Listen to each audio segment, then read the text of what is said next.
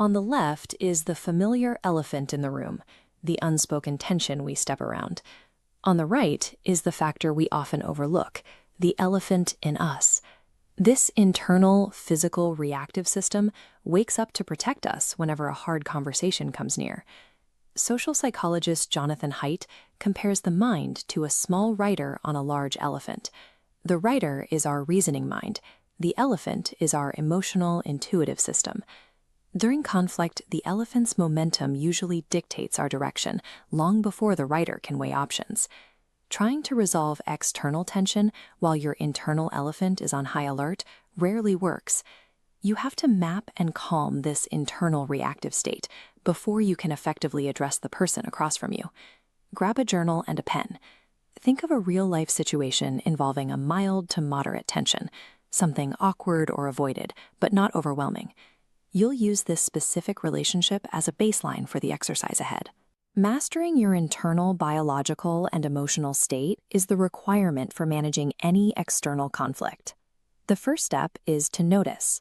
Long before your mind names the problem, your body registers the tension. You might feel a tightening in your chest, a clenched jaw, or a specific buzzing under your skin. Look at your journal and write down exactly where you feel sensation when you think about your chosen conflict. Try to describe it simply, without trying to fix it yet.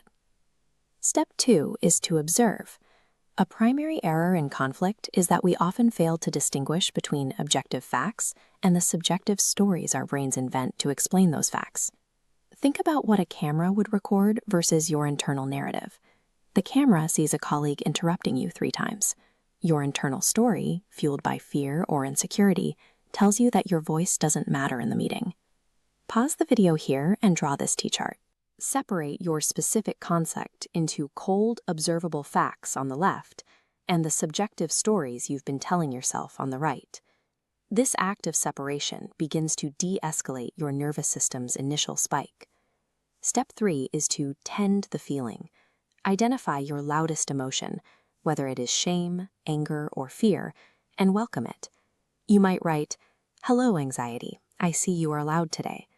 Speaking kindly to the feeling removes the need for a filter. This diagram shows the relationship between our feelings and our values. Step 4 is to identify what matters. Reactive emotions usually function as a shield for something you find precious. Look past the loud feeling to the inner core. Identify the underlying need you are trying to protect. Values like trust, dignity, belonging, or safety. Naming that underlying value changes your relationship with the emotion. You can see the logic behind the reaction, recognizing it as a protective mechanism for the things you care about most. Step 5 is to choose. Given what really matters to you, ask what immediate action you need to take for yourself to stay grounded. This is about your own agency, not a demand for the other person.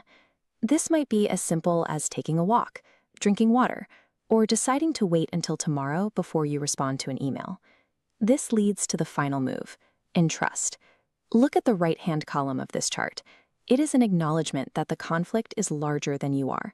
You can bring this hard truth to a higher power or a broader sense of grace, knowing you don't have to carry the outcome alone.